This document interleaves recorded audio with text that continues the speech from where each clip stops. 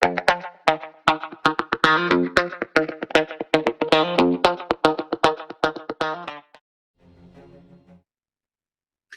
right, everybody, welcome back. Season 3 of the Let's Take a Ride podcast. I'm Captain John. That's the Baird Man over there. And we have with us Drew Faulkner, who is the owner of motoadventure.com. Great website, great blog if you're into that. And also the host of the Unscripted podcast. So check out his podcast. We'll put a link at the end of this tonight. So anyways, Drew, welcome.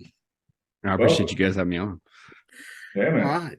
Well, like I said a minute ago, I was just reading on your blog, and it got my blood boiling a little bit. So I guess we'll just kind of dive into that a little bit. That's good. And it so let me scroll up on my screen. So it was about road closures and the culture clash, because that's, you mentioned Flatlands. I didn't. I just clicked on the video for the Narrows Road up. I guess that's up towards you. And of course, Flatlands was a very popular road in North Georgia, but something near here. And I want to get your take on this, but I'll just mention one of the place where I cut my teeth in the dual sport ADV world was a place about 35 miles from here, which is Franklin Forest. It's a state forest, and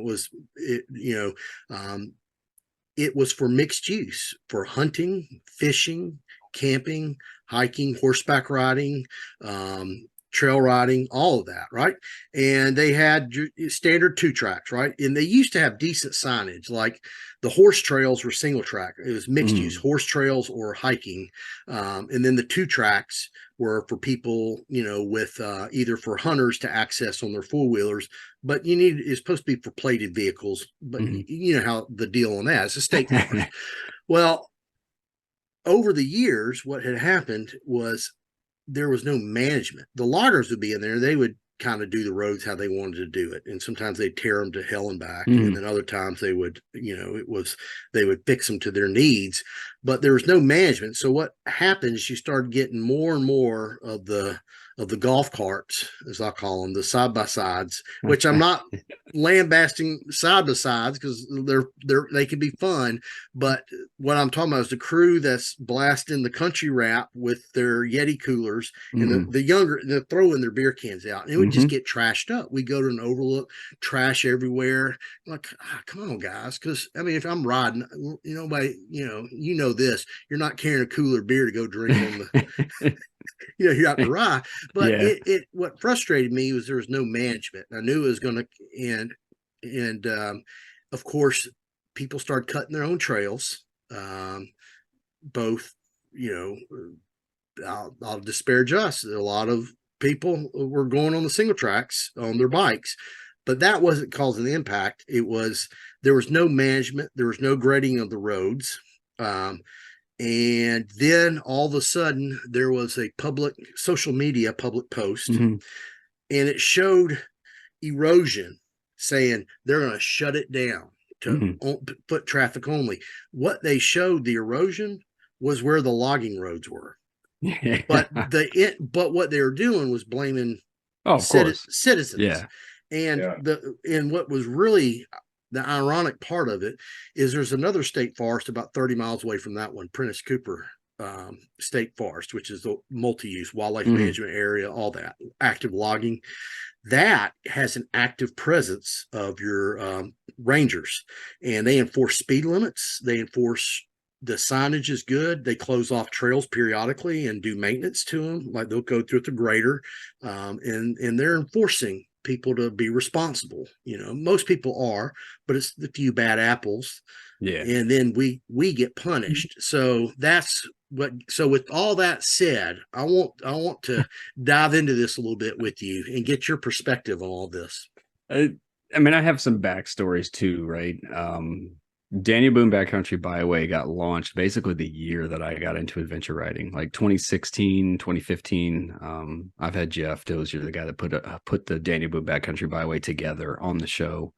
They immediately got into a legal battle. Some folks came in from out of town. They had bought some property. They thought this 2-track running through their property was theirs, and it turns out it was a county road, and they put up a gate.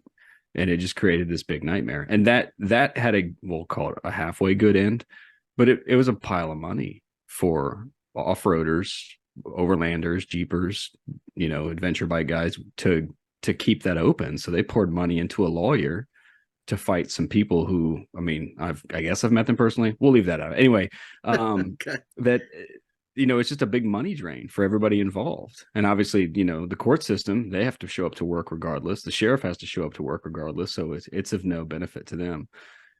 And then later, it happened right before the scramble last year, I think, or the year before. Same story, local guy. The rumor on the street is, and I have no idea how true this really is, apparently some side-by-side folks had come by his house late in the middle of the night. There was some words exchanged and things went bad. And so he installed a gate and then got a hold of some earth moving equipment and basically tore down the side of the hill, dropped some massive boulders across that road. And that's one of my favorite spots to get into. Yeah. And it ruined a great part of the Danny Boone Backcountry Byway, and a whole bunch of routes for Red River Scramble are messed up because I had to remove that section of it. And it's just one of those places where there's that one creek crossing. And if you can't cross the creek in that spot, you have to drive a long way around to get to these places. Yeah. And it's unfortunate. And there's not enough money to fight this person who is blatantly breaking the law.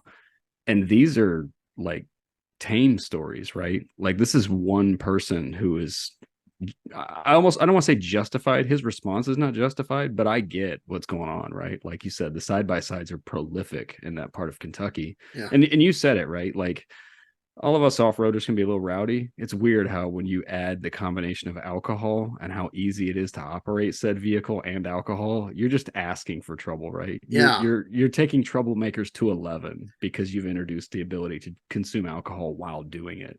It's not.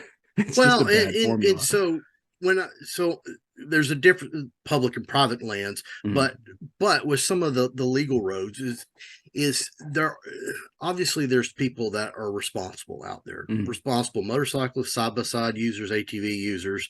But if there's a little bit, especially on like state lands or national lands, if there's just some semblance of presence that some signage, like if you're drinking alcohol in this, like a big sign, big consequences, I think people will be, maybe we should go to the OHV park instead. Yeah. I don't know. It's a good question, right? Like, for the listeners that don't know, we're talking about Red River Gorge area, right? So just south of Red River Gorge is a lot of Danny Boone National Forest and just a lot of rural county roads. And that's where all the Danny Boone Backcountry Byway came from, right? These are all legal roads. But the issue isn't, this is where my grandparents are from, right? So like this is where as a kid I would go visit. And so these are public roads that people are trying to. Right. And that's what I'm saying is that the issue in this particular case is that you can put up a sign, but it only takes a few years for people to realize that the sheriff ain't coming. Yeah. Like there's no one to catch you because it's a poor area. And actually I want to extrapolate this further. And that was the point of the article, is that we have to understand there's no money in fighting bad actors. It's just more affordable to just shut it down. And that's why they do it. They lose nothing by closing a road other than making a few of us upset. But anybody who would rather hike, they're like, well, great, I don't have to deal with those stupid motorcycles anymore. Like, and it's unfortunate, but that's the reality because they're losing nothing. And we're such a small portion of the community. It's of no cost to any government entity to just kick us out because there'll never be enough of us to show up in court to fight them. Yeah, and I don't know what the solution, because it's the bad actors, and I'll share a little backstory. So I was reading a book about a year ago. It's called Toch, and so Toch Brown was his name. Toch was grew up in the early 1900s and died in, I think, in the early 1980s. He grew up in the Everglades when it was like the wild west of the South, and moonshining and selling gator skins and all the illegal activities that they could do, and he even ran drugs. He was a pretty colorful character, but he also was a law abiding. I mean, he was just trying to survive. He was one of those. If he was in the Appalachians, he would have been like a Pop Sutton. undocumented pharmacist. Yeah. So, but anyway, so he was also a commercial fisherman for a time, and he would take out very wealthy people out in the Keys fishing. They pulled up on a beach one time, and it was a senator, and I forget the senator's name, but he was. He got out and he made a big hoopla. There was a pack of cigarettes, an empty pack of cigarettes in the sand.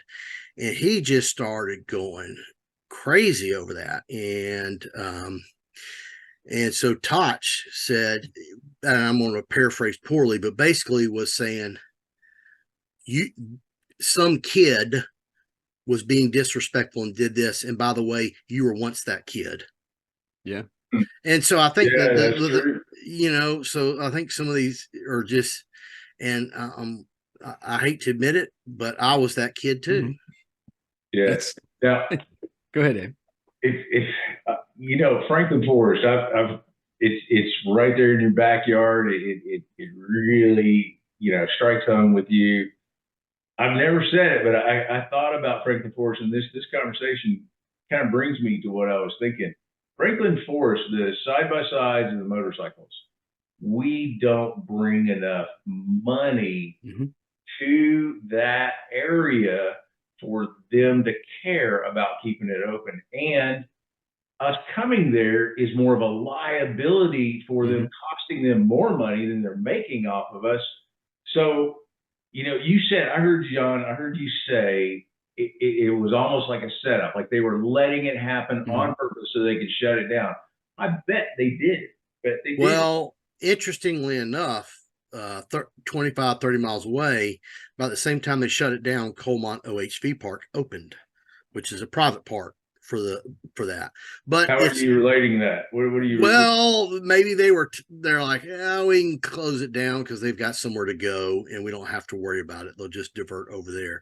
But there's also some parts that weren't necessarily legal. I'll put them in the gray area. They were easements. There's a huge power and gas line that occupy big space, and it goes through a bunch of private property.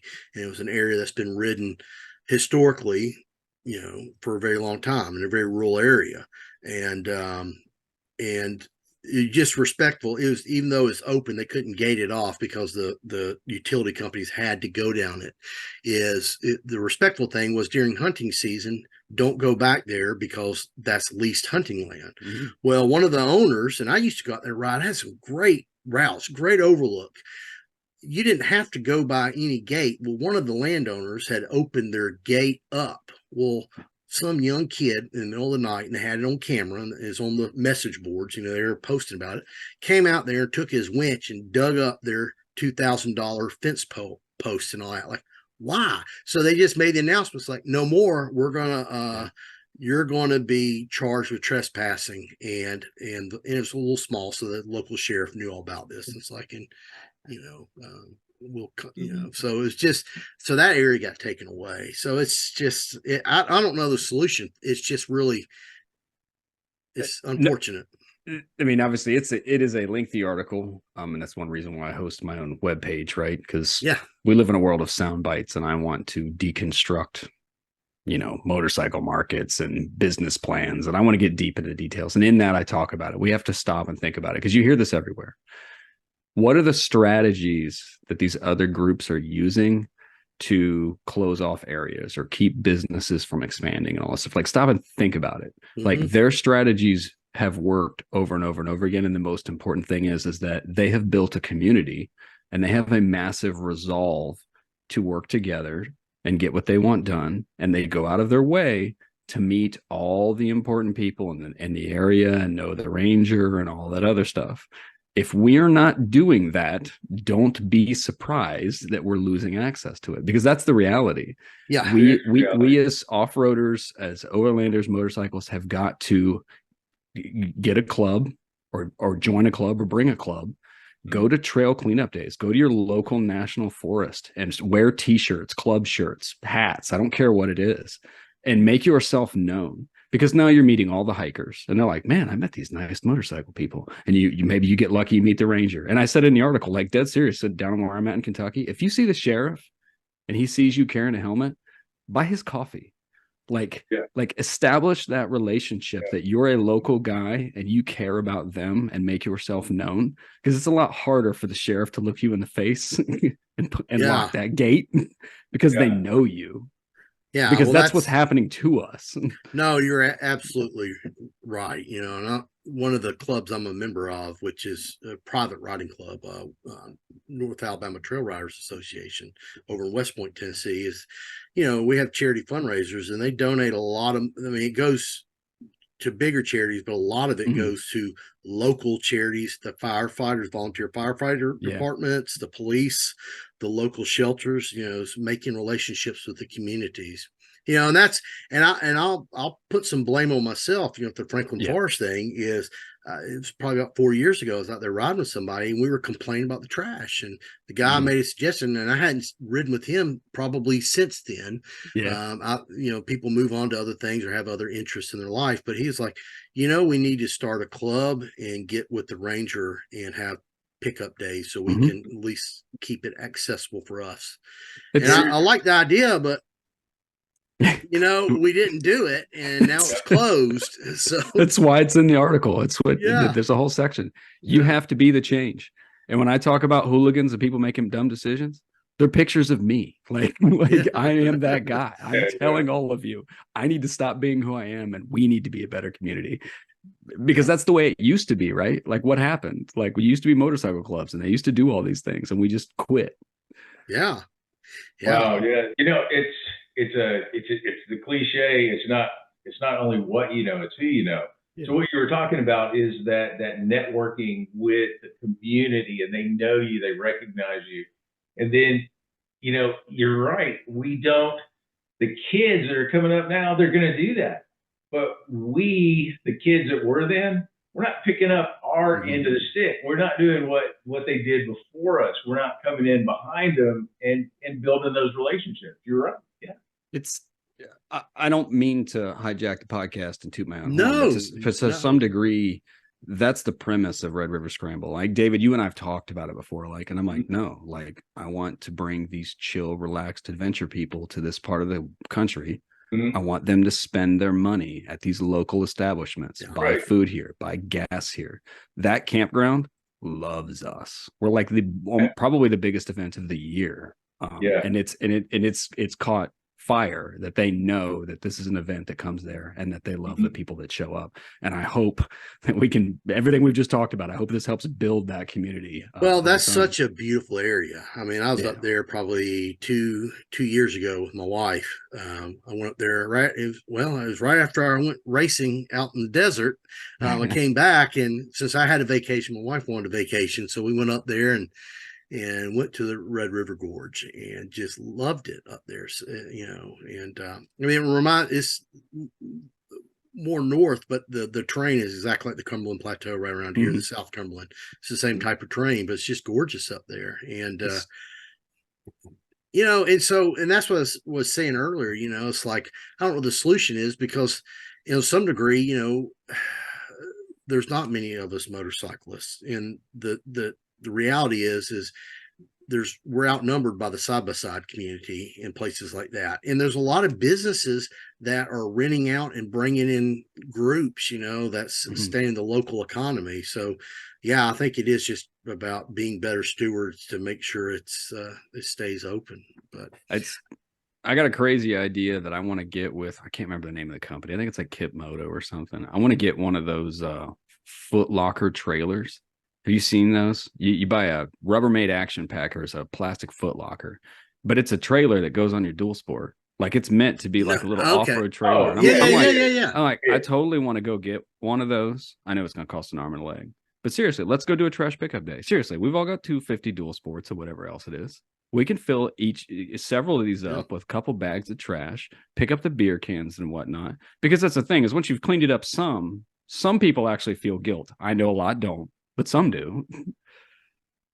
Yeah. So if you do that, take a camera, and post up so that people can see that that's happening out there. Yeah. That's what I want to do. We all know how it is. Like you said, like time's valuable, and you know, the best intentions ever don't always equate action. But I spoke to President Cincinnati Cafe Racer. He's the guy that he's kind of like my backup to manage the scramble if I'm in a pinch, along with my buddies Jeff and Rick who help run it. But he's, they got over 5,000 Facebook members. They have multiple riding events a year. I'm like, we have got to do a trail cleanup. We have to. And people come out, they'll bring their Jeeps or bikes or whatever else it is, and we'll have a great time. But and like you said, you have to take pictures and make it look like a great time. Like, yeah, we're doing work, but we're having a great time. Yeah. You just put together a brand new rally. All right, guys, on this date, we're gonna have a rally. This is gonna be trail cleanup. Everybody bring your cameras. Whoever makes the best video online, this is your prize. You just get it out there.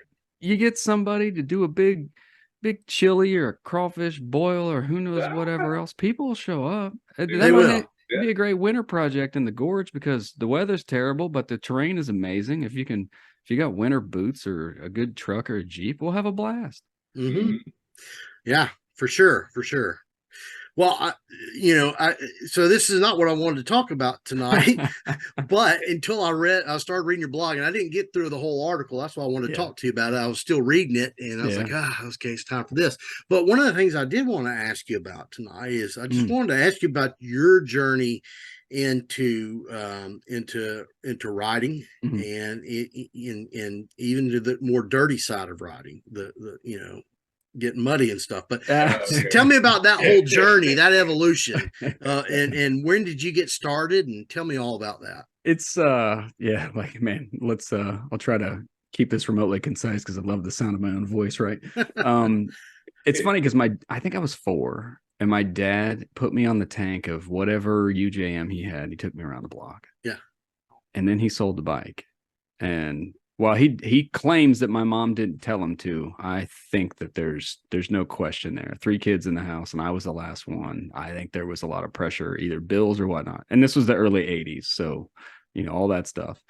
He said I cried, which is really funny, hindsight, right? Like, that's really hilarious. But I hadn't been around a bike, never rode a bike, none of that stuff.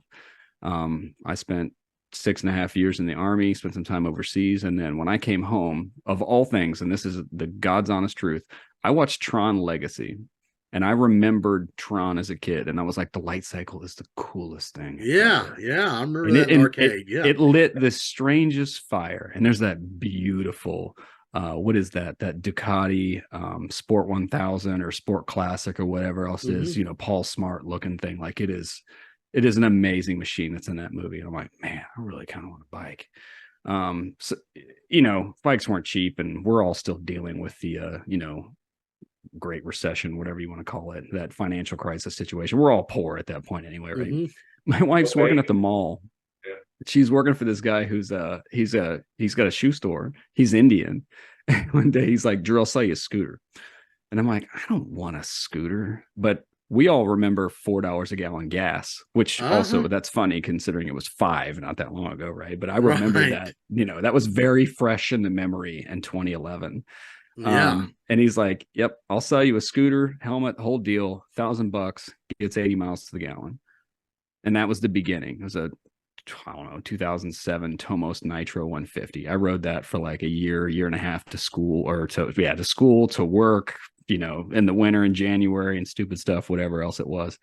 And then I was graduating from Miami University and I was turning 30, and my wife bought me a 2013 Triumph Speedmaster. I was like obsessed with this bike. I had been looking at it for months. I had, had it been the 80s and 90s, I had posters on the wall. Like, every background on my computer was this bike, and I was obsessed with it. So I put like 45,000 miles on that. My wife started traveling like 50%. And that's what gave birth to the website. It was like, we did everything together after I came home from overseas, and all of a sudden she was traveling all the time, and I had this new toy. And so I just wore it out, and I just started writing about different stuff. When people told me I did 10,000 miles a year in the beginning, they're like, well, that's kind of a lot. The average being 2,000 miles a year, I think statistically is what they claim. So I'm like, well, I'll write about it. And then, 10 became 15, 15 became 20,000 a year. Like, it just became ridiculous. And so I went down some gravel road and was like, that sounds like fun. I'm watching, that was back when, I don't know how many Triumph fans are listening right now. Ernie Vigil and Nick Apex were doing all those Tiger 800 videos they were doing those drift videos. Have you guys ever seen those? No, Oh but man, you gotta look that up. Back then, yeah. they were working with Icon, and they were doing they were like drifting motorcycles, right? Like it was, yeah. They did a whole series on that. I forget the what was it? Portland to Dakar was this Tiger video they did, and I just caught adventure fever. Like I watched that. I watched On Any Sunday. I watched, what was the name of that movie? I can't, Dust to Glory. That's probably my favorite motorcycle movie. I've watched it so many times. I love it. Yeah. Anyone who says that they watch Long Way Round, like that was the birth of them. Oh, it was Dust to Glory for me. And those Tiger videos for Icon. I was obsessed at that point. So I got a bonus from work in 2016, and I was either going to take my Speedmaster to a dealer in Atlanta and trade and pay some money and get a payment on a Tiger 800 XCX, or I was headed to Louisville to buy a scrambler. My buddy Jeff, who helps me with the rally, is like, you have to buy the bike that stirs your soul. That's the one that you want. And I've ridden a lot of bikes. I've had a lot of bikes since then, and I don't regret for one moment walking into Louisville, paying cash, and walking away with that scrambler. It's the bike I have today. There are 4 bikes in the garage, dirt bikes, dual sports, Harley. All of those leave. The Triumph stays. 83,000 miles later, it is 100% my favorite bike. Yeah. It makes no sense at all, but it's my favorite. Desert sleds. Yeah. She's well, these days she's a svelte 470 pounds, but she was 500 pounds plus in stock form. But yeah, just I like slow, inappropriate equipment. It's a beautiful bike, though. I mean, it has that class, and so I mean, for us older riders, we remember that desert sled look. Of watching the days when there was no purpose-built dirt bike; they were street bikes converted into off-road bikes. Hence the scrambler and the desert sled. That was it. I wanted to do it. I wanted to build it and customize it and all that other stuff. Friend took me to Shawnee State Forest here in Southern Ohio, which today is now part of the Southern Ohio Adventure Loop. It's like a 250 mile loop that I do. It's really close to the house. I can kind of do it whenever. And then at that point I was like really on. Him and I went down to the gorge, just kind of poking around on GPS. We got in some nasty stuff in street tires, and I had to make a turnaround. Anyone who knows Spass Creek Road, anybody who's listening who's been in the scramble, they typically know where that's at. And we got, we're like, yeah, we're not going to make it through this. And I vowed to finish that. And then from that, the hook was set. Like from that point, it was just anything ridiculous I could do on a Triumph Scrambler. I wanted to do it. And that's the short story. So you also had been reading, and by the way, I'll just let you know, I remember years ago, I can't remember how, but I stumbled on your website, and it had to have been 5 years ago, and I'd forgotten about it until somebody linked an article of yours, which I want to get into in a minute, but I rediscovered, and I was like, oh, I've been to this website before. And so anyways, so you used to do a whole lot of really cold weather riding. Nice. Yeah. In a former life. So you were bit by the bug, I'm guessing, and you were just wanting to push yourself. So, I mean, it ties in, it picks up right where the last story ended. Yeah. When I was looking at a different bike, I was like, I spent a lot of time keeping that Speedmaster clean because it was gorgeous. I loved it. I felt guilty, it being dirty. And I'm like, this is work. Like, if you're cleaning bikes, it's time that you could be riding. It's generally how I feel about it today.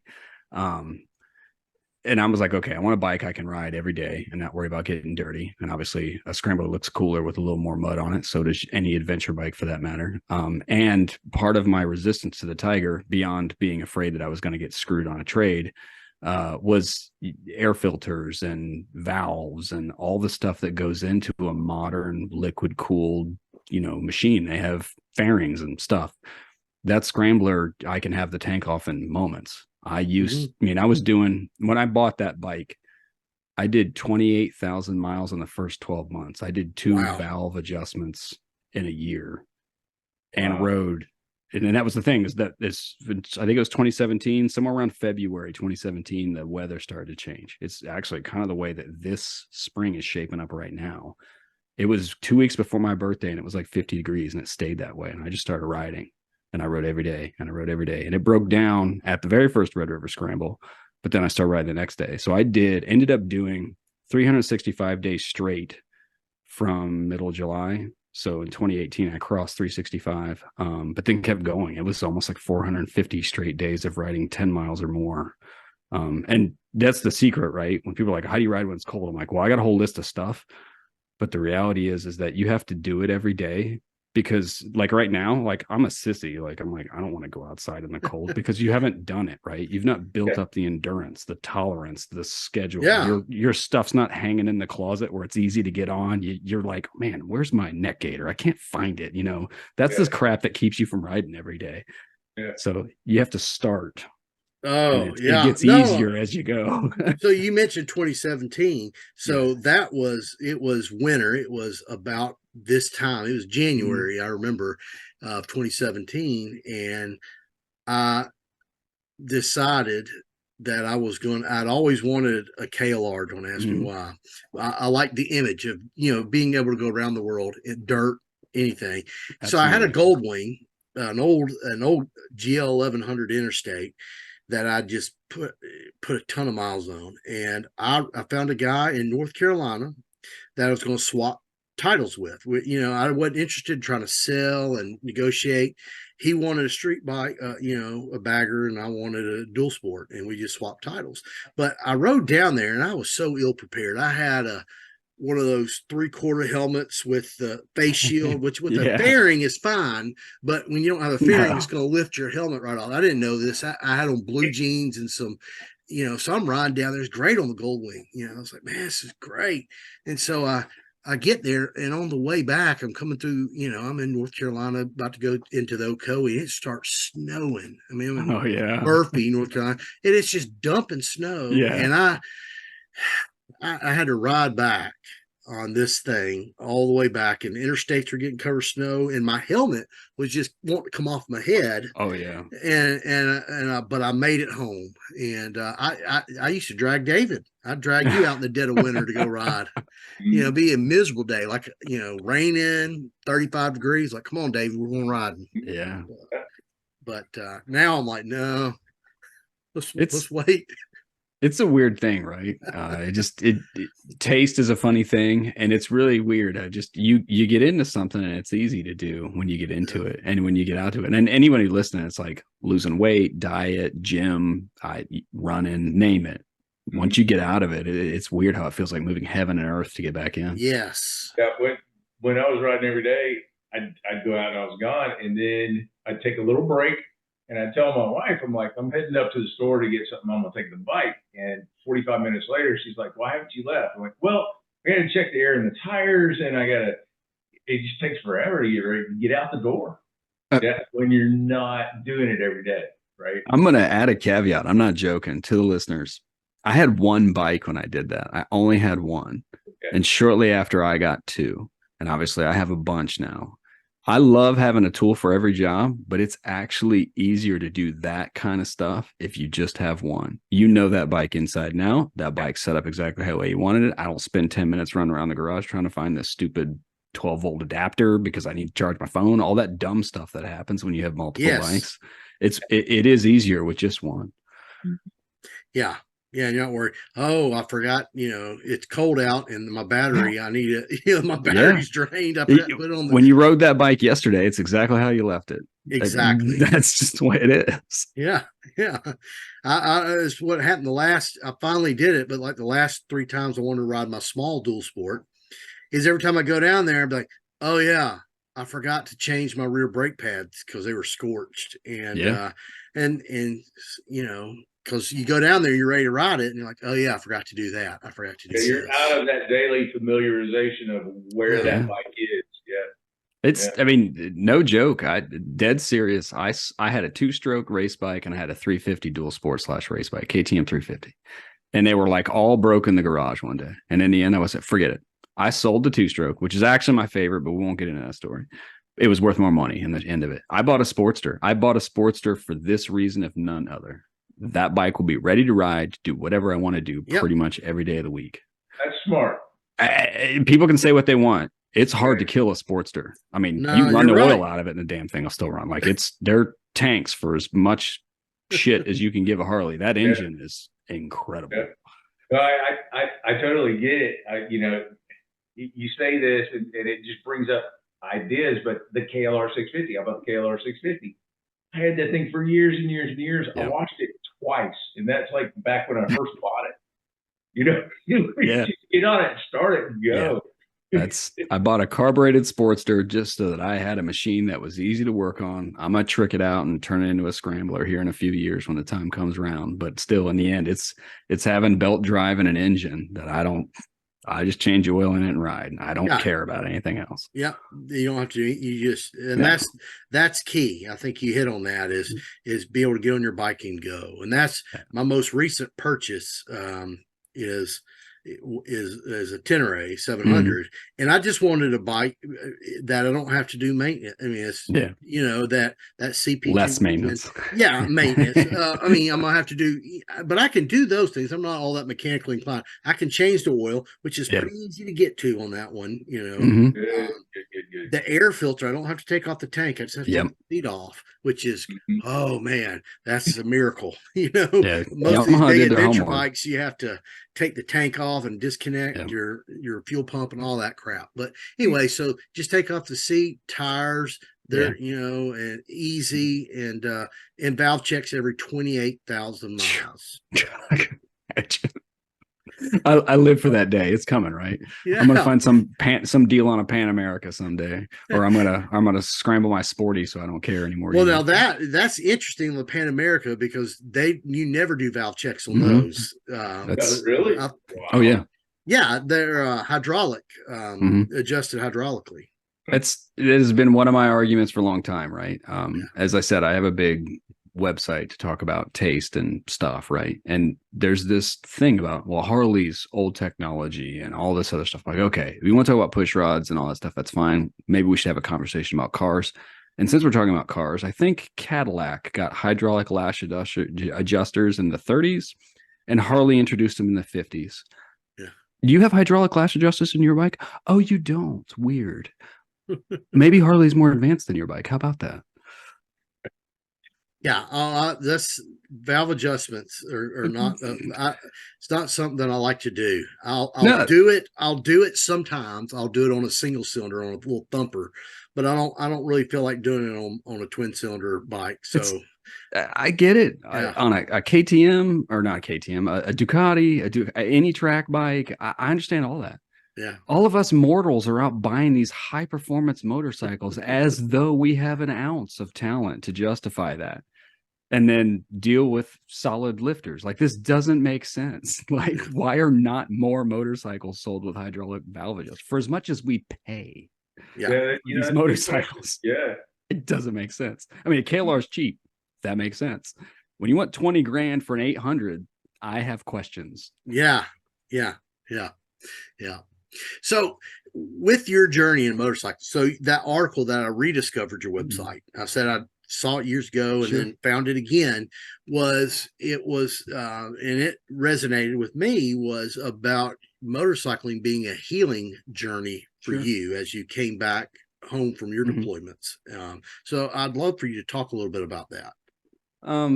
Yeah, I can really go long on this because obviously I've spent a lot of time unpacking it personally and publicly. The short story is, when I was overseas the second time, we were attached to Special Operations Task Force. I technically have no combat awards, meaning that no mortars fell within, 500, 600 meters, and I was never directly fired at. But I operated a prison for Special Operations Task Force, and there's no question that something blew up every day in Baghdad. Oh, yeah. What's wrong with me? I do not know. I just know that readjusting back to a civilized society after that was very difficult. I'll put a caveat in here. I'm on a personal belief that people who grow up in a broken environment are predisposed to have we'll call it psychological trauma or difficulty with other trauma stuff later in life. That's my personal belief. Do with that information what you may. So I came home, struggled with traffic, grocery stores, loud noises, lots of public places, and some other things, to the point where it was very straining on my marriage, right? Like my wife is highly integrated with her family, and I became super awkward. I didn't enjoy various social occasions and all kinds of other stuff. So I finally went to get some counseling on how to unpack this and deal with all these things. And it's weird because timing wise, I'm going to college and I'm working a full-time job and I'm successful despite, things that I don't understand, that don't make sense, but they are what they are.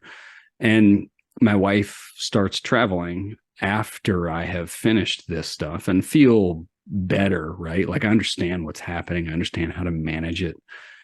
And I buy this shiny Triumph that I talked about before, that Speedmaster, right? And anyone who has had a Triumph knows full well that any gray bearded person could approach you at any gas station at any time to say something to you. Like it's a phenomenon, right?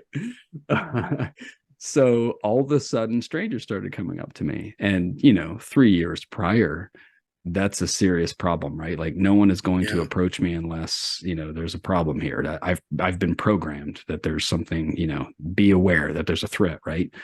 And it's funny how that changes when you have a toy that you're like super proud of. And I think any of the listeners, if they don't remember, you should. Like when you buy your first motorcycle, this is like the greatest thing since sliced bread. You want to tell everybody, congratulations, you have a bike that everybody else has, but still it's special, right? You want everybody. It's your bike. So it's you weird have it. It's weird how disarming that is, right? When you go from, weird dude comes at you and you're like, what do you want? And then it's suddenly like, oh, you want to compliment my bike? Hey. And the value of that in that time, it can't be understated, because I was taking a bad situation where I'm on edge and confrontational and in the trauma loop, which I'll unpack that if you want me to do that. But if you're in that trauma loop where you expect bad things to happen and you react as though something bad's going to happen, but you got a positive outcome, which meant you get to take the fork in the road to rehabilitation instead of the fork in the road that leads back to the beginning of the trauma loop. Yeah, it's getting out of that the trauma loop. Right. The negative feedback loop is it's a pathway out of that system. Yeah, I'll come back to it, but ultimately that's what it was. Is it began with motorcycles meant that I was being exposed to positive outcomes instead of being stuck in that place.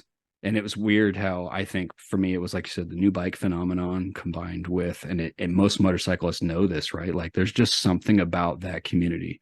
These people get us, you like Harleys and I like Yamahas and whatever else it is, but in the end of the day, we still have more in common than, I don't know, side-by-side people, whatever it happens to be, Corvette people, whatever you name it. So that begins that community, and that community helps build that. And then I've realized in my old age, random 40, right? Like, but I turned 40 this year, but the more that I stop and think about it, how in connection with nature I am. Like it's really a thing. I talk about Kentucky, Red River Gorge, my grandmother, like it's in who I am. I can't escape it. That's part of what I loved about being in the Army, was waking up, going outside in the woods, running, carrying rucksacks. All these things are things that are in me. Adventure riding was that. And then adventure riding became dual sport. Dual sport became racing. And then racing meant that the fight or flight, like I need to be combative, because I ruined relationships playing ice hockey. I went back to playing ice hockey when I came back overseas. And in that headspace I was in, I wanted to be hyper competitive, and that's not healthy in a relaxed recreational league. And so like I said, I damaged things in this space. But racing, especially hare scrambles in Kentucky, means congratulations. I don't care how good you are. Mother Nature wins every time. Yes. And go ahead. No, and then you get humiliated because that 16-year-old kid, you think you're hauling the mail, and that 16-year-old kid is just blast patty. He's the next Johnny Campbell in the waiting, or Scott Summers in your neck of the woods. That's exactly it. And you're just like, oh my God. And no one will never be that again. So we get humbled. And Mother Nature humbles you too, because you're dropping your bike in that red clay mud and having to pick it up for the 100th time, and you're cussing and sweating, and it's cold out because it's winter racing. And I mean, everybody who's listening, it's happened to them at some point. At some point, you mature in life and you mature in motorcycling. But I remember being a new motorcyclist. And like I said, I was still in a negative headspace when a lot of this started, that I'm like, wanting to be like super competitive on the street and ride real fast and all this stuff. Like, it's not healthy. Like, you make bad decisions, you damage relationships, you've made something that's not supposed to be competitive. But getting into racing meant that I get to share my passion with being outside. I get to be competitive against Mother Nature, which Mother Nature doesn't care. In fact, she's going to take me to schoolhouse every time. And like you said, you're being humbled and all those things are happening. I'm like, this is a healthy relationship. And to me, that's like peak realization of rehabilitation for me, was the ability to have all these things at once. And like, it's nice to take this negative energy and take it to a place where you can expend it all you want. You ain't going to outlast. Mother Nature's going to hook you up and love it when it's over with. Yes. Yeah. It is. It's very humbling because we realize that the Mother Nature, the terrain, the weather, all that, it will beat us up. We think we're in control. No, we're not in control at all. You're a bug food. First time I've heard this is the first time I've heard this. I don't race. I've never raced. So hare scramble, I hear about hare scramble and it's a race. So you're competing with other people. No. It's like golf. You're competing against yourself and all the obstacles out there, right? I mean, never thought about it that way. Nobody's mailing me a check, right? Like, I'm not a pro racer. So it's a different level for them. But the reality is that if you put in the work, you're going to do good. If you took a day off, you made bad decisions and some other stuff, you beat yourself on the course, even if somebody else beats you. And then, like I said, given an unlimited amount of time, if you have a 48-hour race, Mother Nature's going to win every time, man. Like, that's really, whoever manages Mother Nature the best is who wins an off-road race. Wow. Yeah. Well, and so all this of trying to battle Mother Nature and trying to push ourselves, is I'll share a book I just finished reading, and I highly recommend it. And I know you know who I'm talking about, but Chris Hopper wrote his book, about 2 years ago. He did 100,000 miles in 100 days for charity, raising money. Yeah. And which is insane to do 100 days straight of 1,000 or more miles. But he loved it. But the whole thing about it was, he had to break it down. He was not racing. I mean, he did get some performance awards on the street, right? A few of those, but you're going to get in 100,000 miles. But he broke it down in these manageable chunks, and his goal was, I'm just riding 1,000 miles. That's it. Just doing 1,000 miles. And the other part is, I'm going to have fun. So if he would see something, he'd backtrack, go back, take pictures of stuff, and go explore a park he hadn't been to, go fishing. He was out there fishing on the side of the road in his full gear. That's the secret. But it was a personal challenge, and so some people do like the long. For him, that's what got him into the long distance riding, was the personal challenges. 20 years ago, I decided I'd never run. I'm short and I'm overweight, so I don't have the legs, for being an athlete, a runner. But I decided I wanted to run a 5K. I quit smoking cigarettes after all these years, and going from couldn't even walk up a flight of steps without wheezing into I ran my first 5K, and then I wanted to beat that time. I wasn't competing against anybody but me. And I got humbled. I had a 75 or so year old man pass me in my first race. And I was like, oh my God, here I am, 29 years old, getting passed by this old geezer. There's always somebody faster, man. Yeah, but I did, then it was 10Ks. And my goal I haven't hardly run since, which is horrible. But in 2011, I ran my first half marathon, and I did it. My goal was, I was slow. I could probably walk faster than I did towards the end, but I don't want to stop running. Yeah, no, and do it. That's it. And congratulations to you. Right. Like, and I mean that sincerely. Like, it's important that everybody find challenges, because that's it's a watchword. It's a thing that's been on my mind a lot lately that we need to understand. And racing has taught that to me. I mean, the Army, blah, blah, blah, blah, blah. My obsession with motorcycles is I have a short attention span, or I have a fast brain. I don't know what it is. So I'm obsessed with having every digit and every consciousness dedicated to one activity. That's one thing. And the other thing is that motorcycling is a perishable skill. Like you can always learn more. You can always get more experience. And I don't care. And for the listeners' benefit, you don't have to be a racer. To me, the obsession is learn how to take that corner faster, or learning a different discipline, learning trials, learning enduro, learning track racing. It doesn't matter what it is, because there's so many options. The fundamentals are the same, and it's unlimitedly. Take a year off from riding and you get back on a bike, you feel like a child. Like, it's weird how that happens, but it's a real thing. And that's the obsession to me. And I want everybody to remember that the adversity is what leads to the reward, not comfort, because I feel like our culture has unfortunately embraced that in a negative way. So I'm so happy to hear about, like you said, about the 5K and how rewarded you were by it. Like, yeah, that's the carrot. Well, the hard stuff is the carrot. Yes. And that's what draws me to this adventure dual sporting type riding that we do. And I like to race too, but even with dual sports and adventures, that exploring is you're going to meet adversity. So this fall, David and I went out riding in an area we had not ridden.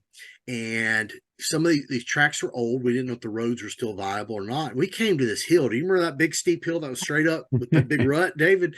So we're out there and we're like, and David's on a little FE 450, so I'm pretty confident he's going to make it to the top. But I'm on this new bike that I'm still not comfortable with, you know.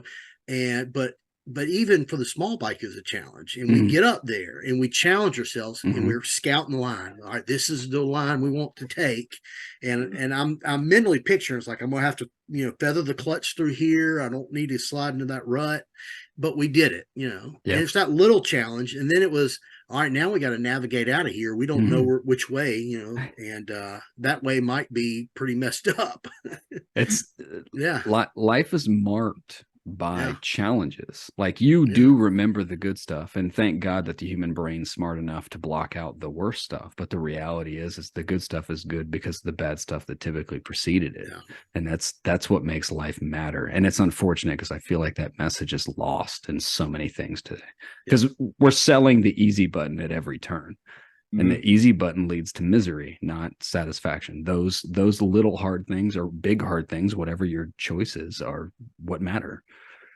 Well, one thing I'm gonna, and I don't ever do, but I'm gonna do it on the air now, because we all have side jobs, and I want to touch on something you said. Sure. So in my real job, my paying job, I'm a psychotherapist, and so much about motorcycle riding is it's very meditative. So, and I work with my clients about this in a lot of different ways. We can do it in other ways. How we get there doesn't matter, but we are created with 5 senses: our sense of sight and hearing and touch and smell and taste. And those things ground us to this reality. And in this world we're in, we get too far in our head, which means we're in tomorrow or yesterday. We're plagued by anxiety or depression.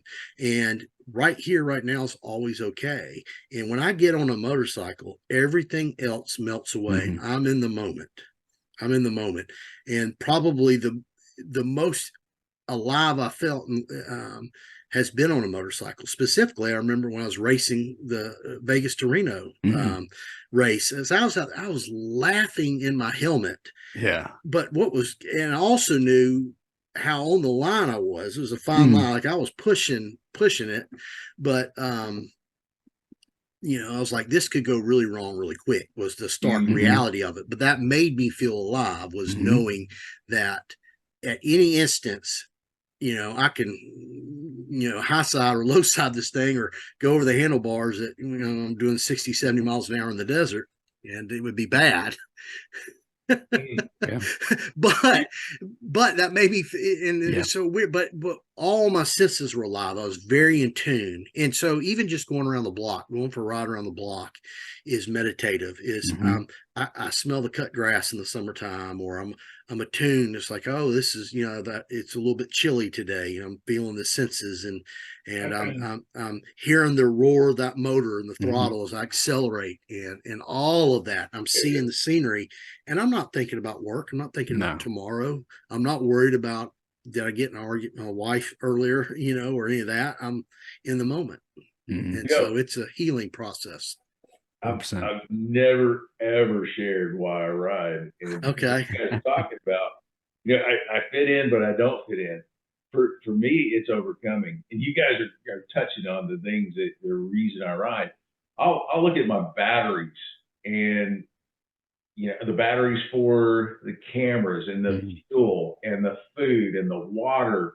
And then I look at all the possible things that could go wrong. And I look at all the gear I would need to bring for survival. And if I have to stay overnight to stay alive, and then I'm cutting the weight back. So to me, the whole thing from start to finish, when I get home, it's like 500 accomplishments and things that I overcame and succeeded. Yes. That route, that rock, that hill. That's what it is for me. It's a series of overcoming. That's what riding is for me. It's unfortunate because that's just the way that society has become, right? And I don't mean this to insult anyone, but I mean, it's the reality, right? Like cars are safer than ever, right? Like, the workplace, OSHA, like all these things, like all this stuff has been deliberate to try to promote life. I understand that, but we also have to understand we're mortal. Life is terminal. And it's amazing to me, like how much more connected we were to so many other things being in nature, having to go get food, grow food, like all these other things are related to that. And it's funny because that's what it is. Motorcycles boils that back down. We can make a joke about motorcycles being 10, 20 years behind cars. That's fine. We could talk about us being all a bunch of Luddites because we want to shift our own gears. That's fine. But my point's still true. It is because, and so a little quote that I kind of coined that I think summarizes this is so, and this is both with the personal. It goes to the micro, but it can go into the macro as a society. But is safety invites tyranny, and I can sit at home and be safe, but I'm being tyrannical by not allowing myself to experience life. Right. Now, freedom invites risk. And so it's a kind of a balancing act. It's like, I'm not going to truly be, if I want to be truly free, there's a risk involved, which may mean death, right? We're riding a motorcycle. It may be death. And are we willing, do I want to, and that's that balancing act.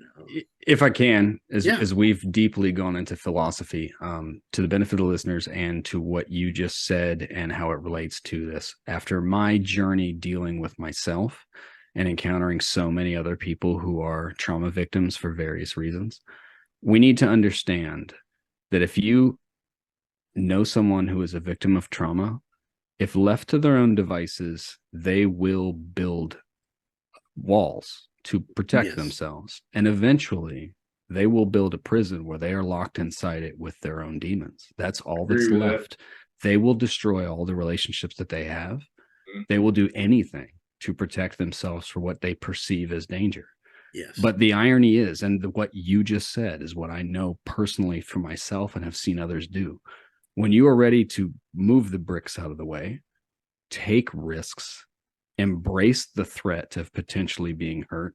I now have better relationships today. I have deeper relationships today with people than I have ever had in life, because I was ready to take those risks. It's important that people embrace that and understand that safety and comfort is actually a prison, both for trauma victims, but all of us in every way. Everybody.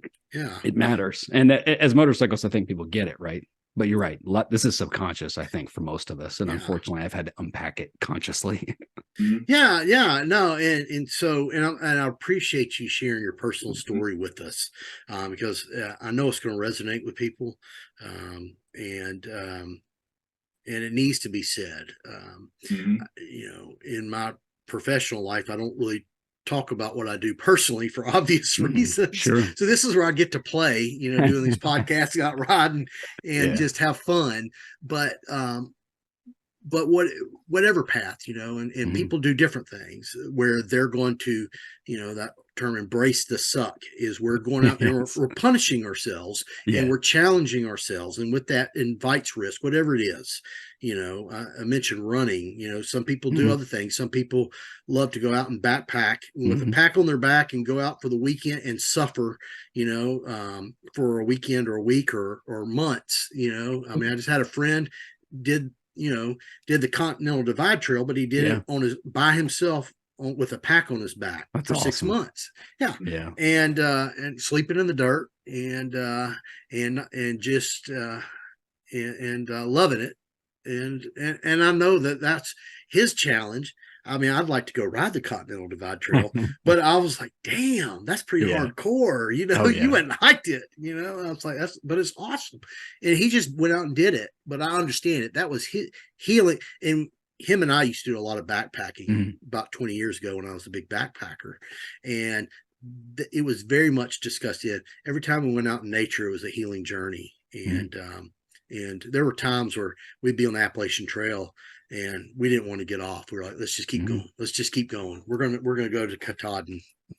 It's a fascinating phenomenon. I mean, at Rogan and people like that talk about all the time, and that's really what made me conscious of it. We need to understand that, like, our connection with real survival and nature is something that's inside us, and we have to embrace that. And it's unfortunate that, I get it, we all get older and things happen, and you embrace comfort, but we have to understand that comfort comes at a price. It's not just the cost of buying it; it's the cost of staying in it. It's not free.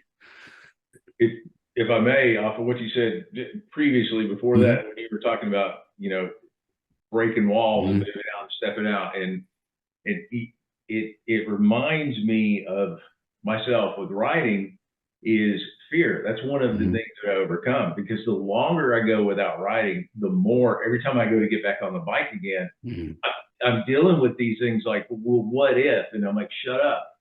And and then once you get out there, you're in it, and it's freeing. It frees you. But if you don't, I've noticed, me personally, if I go through long seasons where I have a long season, a month and a half, 2.5 months, right? But I'm terrified to get back out there and do it again. So then there's the prison that's waiting to completely incarcerate me, stop me from riding. So it's to me, it's overcoming. It really gives me a personal sense of reward that I fought, overcame, and I'm better at the end of the day because I took a ride. 100%. Well, I tell people, like if you understand love and you understand relationships, like, it matters, right? Like, love means that you're willing to risk it all and tell everyone exactly who you are. And when you do, you experience the greatest reward.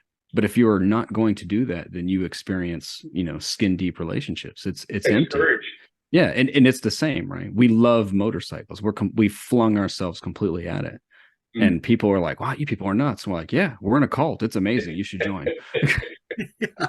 Well, I think you just summed it up right there. It's a cult and it's amazing. You should join.